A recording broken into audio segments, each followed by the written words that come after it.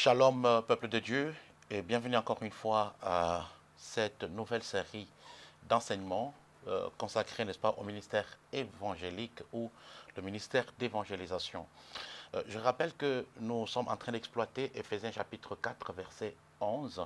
Il dit, et il a donné aux uns comme apôtres, aux autres comme prophètes, aux autres comme évangélistes et aux autres comme pasteurs et docteurs. Et nous y trouvons, n'est-ce pas, 5 ministères.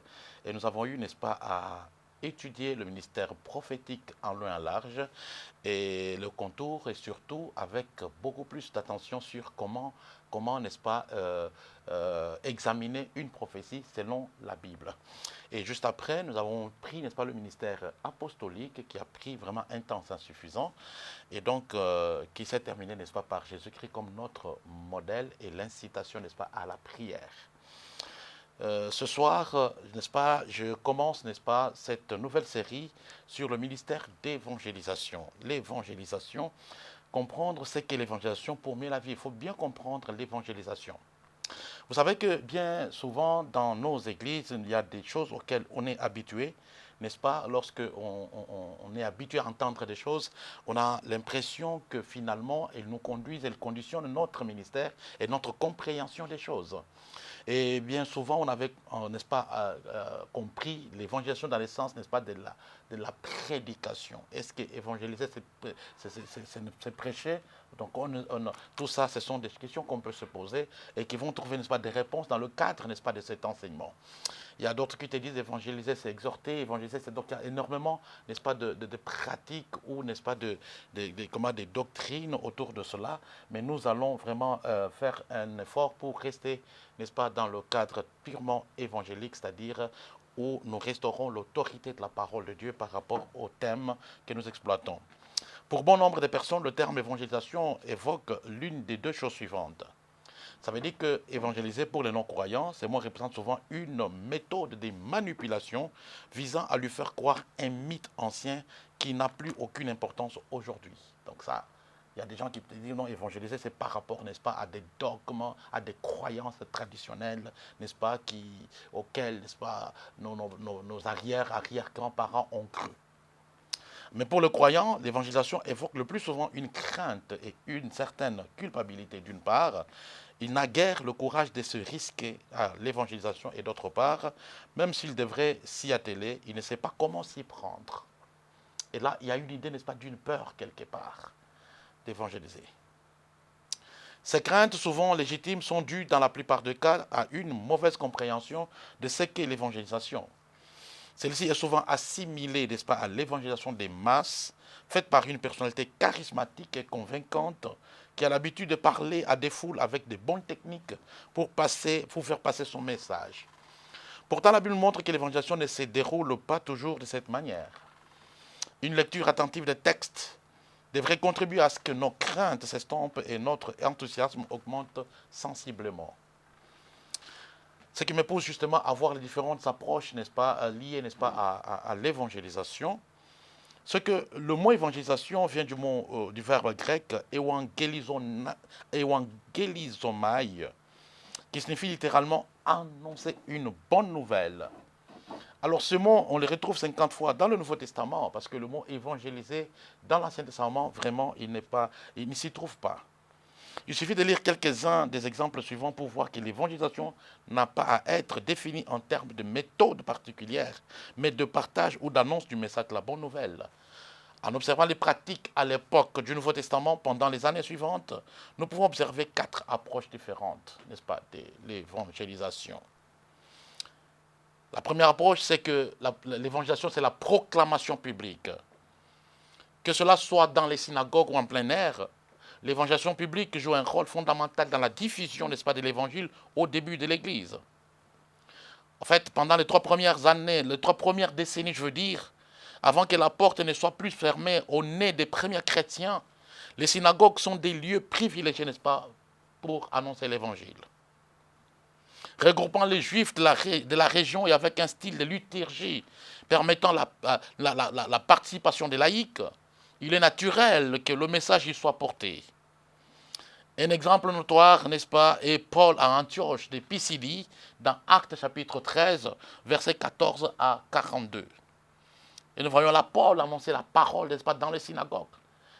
Et au début, n'est-ce pas, de l'église primitive, on voit la parole être prêchée beaucoup plus dans les synagogues.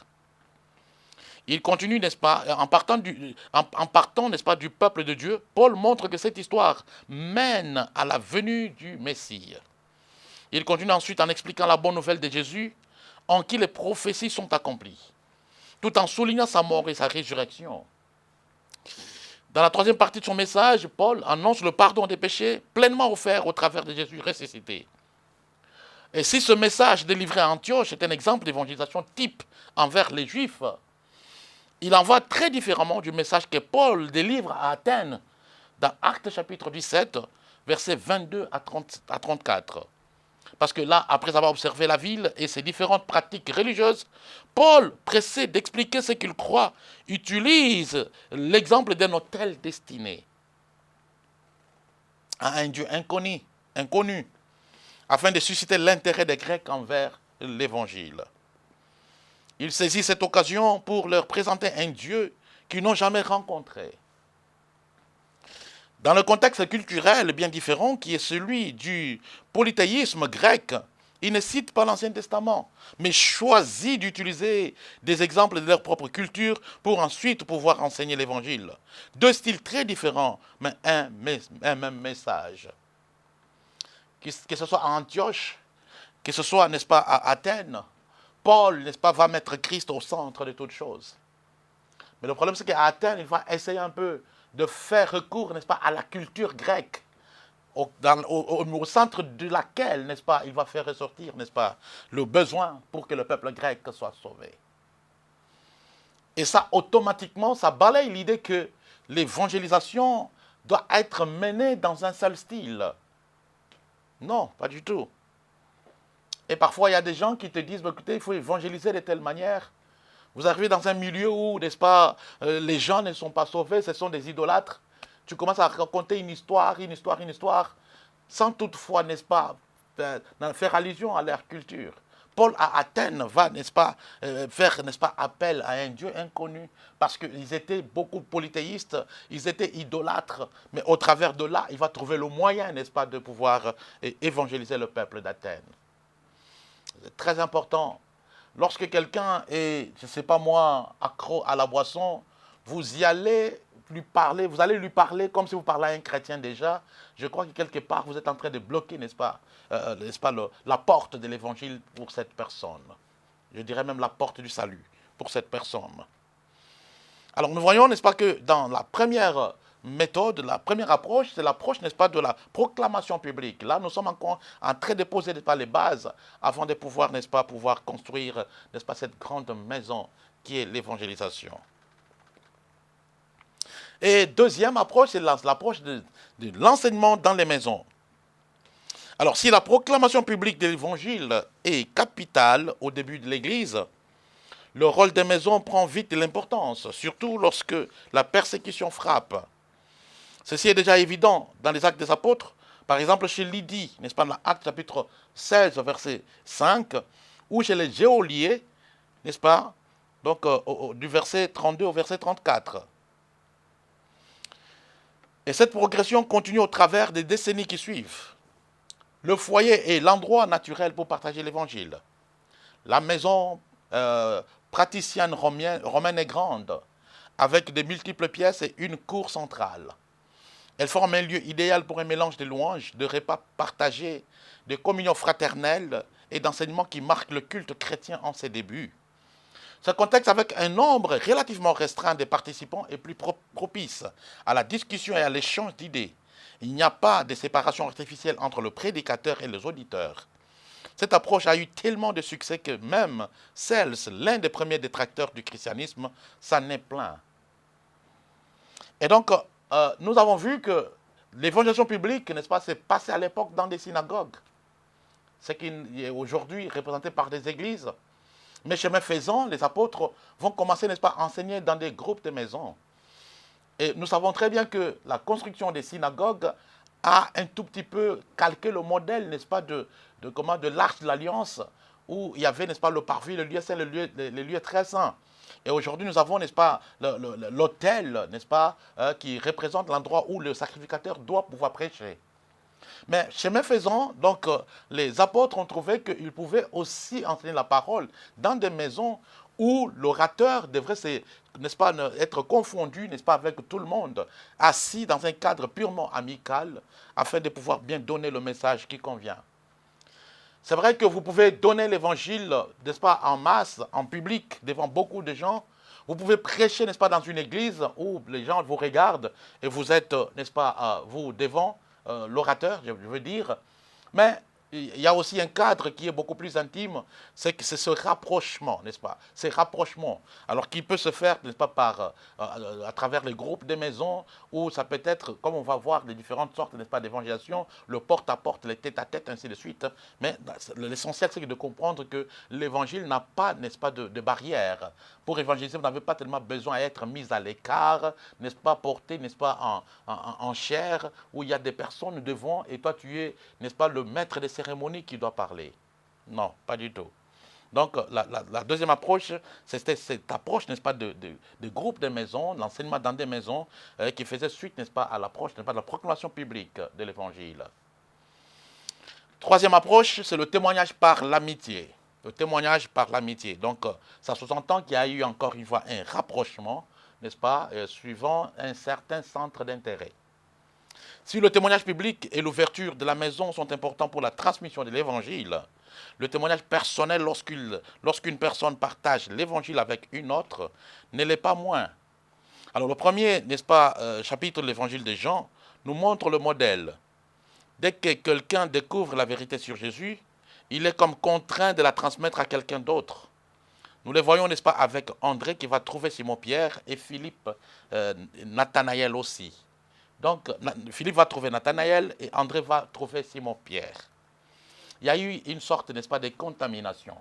Alors, lorsque quelqu'un est évangélisé, il a tendance, n'est-ce pas, à répercuter les témoignages de ce qu'il a vécu à quelqu'un d'autre. Et généralement, ce sont un ami ou peut-être un proche de la famille. Un exemple saisissant des témoignages personnels a lieu lorsque Philippe, l'un de ces nommés pour soutenir, n'est-ce pas, les apôtres dans les tâches administratives, développe un ministère d'évangélisation. Oui, même si ce n'est pas son rôle. Et va rencontrer, n'est-ce pas, un Éthiopien. Étant à l'écoute de Dieu, il est prêt à abandonner le devant de la scène lorsque son ministère de proclamation publique de l'évangile a du succès pour se rendre au milieu du désert. C'est là qu'il rencontre un unique venu d'Éthiopie. D'homme à homme, il lui parle de Jésus. Patiemment et personnellement, au travers des Écritures, connaissant aujourd'hui l'histoire du développement ultérieur de la foi chrétienne en Éthiopie, on peut sous-estimer l'importance de cette rencontre.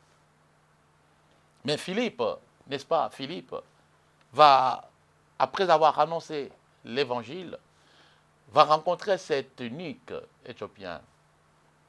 Et tout va commencer comme de la blague. Qu'est-ce que tu es en train de lire? L'unique va lui dire, non, je suis en train de lire, mais je ne comprends pas. Et Philippe va se mettre, n'est-ce pas, à pouvoir lui expliquer des Écritures. Et tout porte à croire que cet unique Éthiopien va donner sa vie au Seigneur Jésus-Christ. Parce qu'il va demander, n'est-ce pas, à être baptisé. Si nous connaissons, n'est-ce pas, l'importance culturelle du baptême à l'époque, donc on peut se dire que cette personne comprenait la portée de ce qu'il demandait, de l'importance de ce qu'il demandait. Et donc, nous voyons que, premièrement, on voit l'évangélisation par la proclamation publique. Deuxièmement, n'est-ce pas, dans les groupes de maisons, dans un cadre assez restreint. Et troisièmement, par témoignage, par amitié ou par rapprochement, comme ce fut le cas entre André, n'est-ce pas, et Pierre, et aussi Philippe et Nathanaël. Quatrième approche, c'est l'approche de la littérature. L'évangélisation des débuts de l'Église ne peut être évoquée sans mentionner l'importance de l'écrit. Les évangiles en témoignent. Luc écrit à Théophile afin qu'il reconnaisse la certitude de l'enseignement qu'il a reçu. Dans Luc 1, n'est-ce pas, 4. C'est Luc qui va écrire. Il en a de même avec le père de l'Église qui écrivent de nombreux tracts apologétiques. Ils sont écrits. L'évangile nous est parvenu aussi par des écrits. Nous avons les 4 évangélistes, n'est-ce pas, qui vont écrire la vie de Christ. Et parmi les 4, nous avons, n'est-ce pas, les témoins directs et d'autres qui n'ont pas été témoins.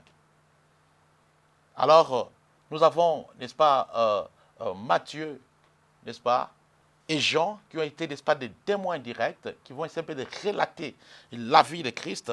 Donc ça veut dire qu'on peut évangéliser aussi par la littérature, parce que déjà, l'évangile est contenu dans une littérature. Luc va faire, n'est-ce pas, de recherche, n'est-ce pas, et va devoir, n'est-ce pas, rendre les résultats de ses recherches par écrit. On peut évangéliser aussi par écrit. Marc, qui va être sauvé par le ministère de Pierre, va aussi se mettre, n'est-ce pas, à écrire. Et leurs écrits, qui constituent aussi les 4 évangiles aujourd'hui, nous servent énormément à connaître la vie et le ministère de Jésus-Christ. Tout ce qu'il a fait, sa mort, sa résurrection, son ascension et sa promesse de retour. Christ se révèle dans ce qui a été écrit par les apôtres. Alors, au travers, n'est-ce pas, de ces brefs survols, nous voyons que l'évangélisation ne se limite pas à une méthode ou à un style particulier.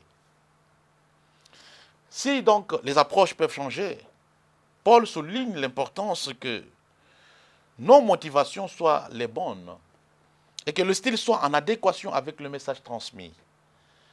Nous pouvons le voir, n'est-ce pas, dans 2 Corinthiens chapitre 2, verset 17, 2 Corinthiens chapitre 4, verset 2, et le verset 7 aussi. Alors, dans les exemples que nous avons, n'est-ce pas, abordés, chaque fois que l'évangile est partagé, c'est à cause d'une conviction profonde que le message est vrai et mérite d'être transmis. Ce ne sont pas une sorte de fanatisme ou, n'est-ce pas, une sorte plus ou moins, n'est-ce pas, de recrutement cohérent, n'est-ce pas, des personnes qui aiment Dieu. L'évangile doit être annoncé par des personnes convaincues que Christ est mort pour eux et convaincues que Christ est celui qui transforme les vies. Et lorsque nous voyons ces personnes, n'est-ce pas, aller rencontrer des gens, c'est après conviction, n'est-ce pas, que tous vont le faire. Ce n'est pas n'importe qui va se mettre, n'est-ce pas, à évangéliser. Ce sont des personnes convaincues. La Bible dit, tout ce qui n'est pas le produit d'une conviction est un péché. C'est des gens convaincus de ce qu'ils sont en train de faire. Et nous voyons, n'est-ce pas, la femme samaritaine. Christ va lui raconter toute sa vie. Alors, il est un peu dérangé, n'est-ce pas, dans ses convictions profondes. Et il est convaincu, il va aller crier dans tout le village. Et vous comprenez maintenant pourquoi la plupart des gens qui annoncent l'évangile sont des gens qui annoncent l'évangile avec zèle. C'est la conviction qui détermine, n'est-ce pas, le zèle, n'est-ce pas, d'un évangéliste. Après avoir été convaincu, n'est-ce pas, n'est-ce pas, de Christ, c'est alors que André va aller voir Simon-Pierre. Et Philippe va dire à Nathanaël, viens voir, viens et vois.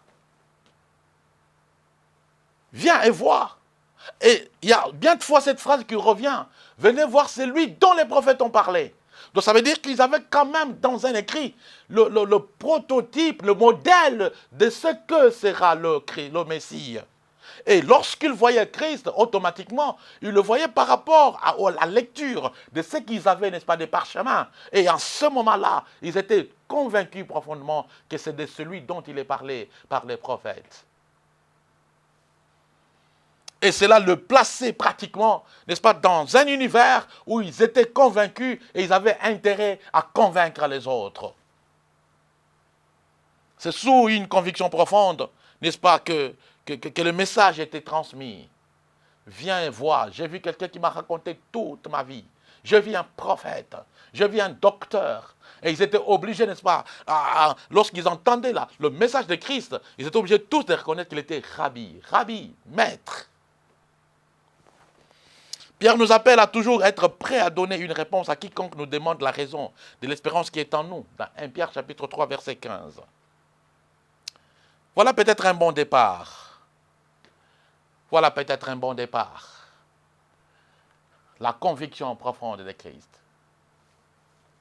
Avant, n'est-ce pas, de se mettre, n'est-ce pas, dans le ministère évangélique, est-ce que vous êtes vraiment convaincu que Jésus-Christ est allé à la croix pour tes péchés? Êtes-vous vraiment convaincu que Jésus-Christ est celui qui lave votre conscience des œuvres mortes? J'aime souvent dire que ce que les prisons ne peuvent pas faire, les prisons vous arrêtent pour vous faire purger la peine, n'est-ce pas, de votre délit, de votre forfait. Mais Jésus-Christ, lorsqu'il entre avec la conviction, il change et transforme votre vie. Celui qui tuait ne peut plus tuer. Et si vous êtes convaincu que le sang de Christ est capable de transformer un brigand en un pasteur, si vous êtes vraiment, vraiment convaincu que Christ est allé à la croix pour transformer les vies des personnes, et donc c'est en ce moment-là que vous allez vous lever comme quelqu'un qui est très convaincu de ce qu'il fait, et il peut transmettre avec zèle le message.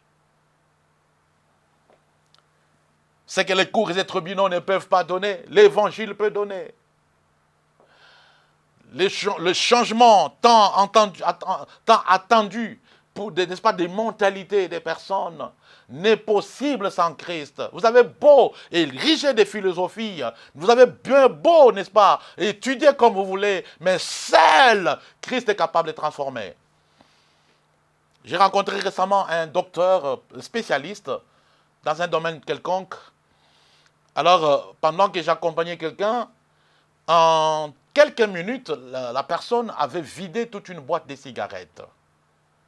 Docteur de formation. Toute une boîte de cigarettes. Et je pose la question au docteur. N'est-ce pas que fumer est préjudiciable à la vie, à la santé, je veux dire? Le docteur me dit oui. Il va même me montrer où c'est écrit. Parce que sur, n'est-ce pas, la couverture, c'est écrit, fumer est préjudiciable à la santé. Mais je suis étonné que les gens lisent cela, mais ils prennent tout de même la cigarette pour fumer. Et je vais dire, n'est-ce pas, au docteur, mais vous le dites, n'est-ce pas? Et vous le confirmez, parce que vous avez, n'est-ce pas, les études correspondantes. Mais pourquoi vous ne pouvez pas arrêter de fumer? Et le docteur, désespérément, va me dire, monsieur pasteur, moi je ne sais pas. Est-ce que tu ne peux pas prendre une décision, n'est-ce pas, d'arrêter? Il dit, je ne peux pas. Et pourquoi tu ne peux pas? Parce que je ne pourrai pas. J'ai dit oui. Vous dites vrai. Vous dites vrai. Vous ne pouvez pas. Vous ne pourrez pas. Parce que l'homme est incapable de se changer lui-même. Mais il y a quelqu'un qui peut changer tout ça. Jésus-Christ, lorsqu'il entre dans la vie de quelqu'un, il transforme sa vie. Il enlève, n'est-ce pas, le goût de péché. Et la personne est transformée. Il a dans son esprit une régénération telle qu'il le pousse, n'est-ce pas, à poser des actes qui plaisent à Dieu. Christ est celui qui transforme. L'évangile est très important. L'évangile fait ce que les cours et tribunaux ne peuvent pas le faire, je le dis tantôt. L'évangile transforme et ne corrige pas. Les prisons corrigent, mais l'évangile transforme. Et c'est avec des personnes, n'est-ce pas, totalement régénérées qu'on peut construire et développer une nation. D'où l'importance de donner de la place à l'évangile. Donner de la place à l'évangile. Je suis étonné, nous avons beaucoup de pays chrétiens, mais je n'ai jamais vu, n'est-ce pas, dans les différents ministères qui gouvernent les différents pays, un ministère appelé ministère d'évangélisation. Je n'ai jamais vu ça. On a l'impression que c'est quelque chose qui doit être légué au pasteur, c'est au pasteur de faire tout cela. Mais ça doit être coordonné, plus ou moins. Ça doit être coordonné. C'est avec un peuple évangélisé que la transformation des nations sera possible. C'est vrai que l'Église, à un certain moment, il y a eu un débat. Si on fait cela, il y a quand même la tendance à croire que non, on est en train de politiser maintenant la parole de Dieu. Non, je parle de la transformation, qui n'est possible que par l'Évangile. Que veut dire alors évangéliser? Que veut dire l'évangéliser? Lorsque quelqu'un qui est convaincu parle avec acuité, avec détermination, il parle avec conviction profonde, il annonce, n'est-ce pas, la foi à laquelle il appartient ouvertement. Et ça aussi, c'est ce que nous allons voir plus tard, que lorsque quelqu'un est réellement évangélisé, il produit les fruits de l'évangile. Et tout de suite, ça se voit. C'est clair, ça ne peut pas se cacher. Tu ne peux pas dire que tu as été évangélisé, tu restes tel que tu étais. Tout de suite, le changement doit être remarquable. Tout de suite. Il y en a qui deviennent violents envers le diable et envers même le péché. Il y a des gens qui cassent les anciennes amitiés. Il y a des gens qui se désolidarisent des anciennes pratiques ignobles. Il y en a qui quittent leur milieu d'autrefois, là où ils étaient en train de caresser le péché. Automatiquement, ça doit être ainsi. Parce que lorsque quelqu'un est évangélisé, il doit chercher un milieu du confort. Et donc, si vous êtes évangélisé et vous continuez dans un confort pécheresse, en tout cas, on a du mal à croire que tu as été une personne évangélisée. Parce que c'est d'abord le témoignage de la foi. Tu dois t'élever. Rappelez-vous de cette paralytique de Actes chapitre 3 qui était en train de demander l'aumône, n'est-ce pas, devant la porte appelée la Belle. Quand tout de suite il a touché, il a expérimenté, n'est-ce pas, le miracle par Pierre plutôt, le paralytique est entré dans le temple. Il n'est pas allé loin du temple, il est entré dans le temple. Lorsque vous êtes évangélisé, vous pénétrez davantage dans les profondeurs de Christ. Du coup, il y a un sentiment qui naît en vous. Vous avez tellement besoin, n'est-ce pas? Vous avez tellement soif et faim, n'est-ce pas, de la parole de Dieu pour le connaître davantage et connaître le ministère de sa parole. Nous sommes, n'est-ce pas, à l'ère, n'est-ce pas, de marketing, où nous avons appris à nous méfier de tous ceux qui nous promettent des bonnes choses. Il y a parfois des gens qui font du marketing pour te faire vendre, n'est-ce pas, des produits. L'évangile n'est pas le marketing. L'évangile n'est pas la publicité. Bien si, d'ailleurs, en marketing, on nous exhorte à ce que la publicité soit vraie, qu'elle puisse refléter l'image réelle du produit. Mais l'évangile, ce n'est pas la publicité. On est parfois, n'est-ce pas, amené à dire certaines choses juste pour vendre le produit.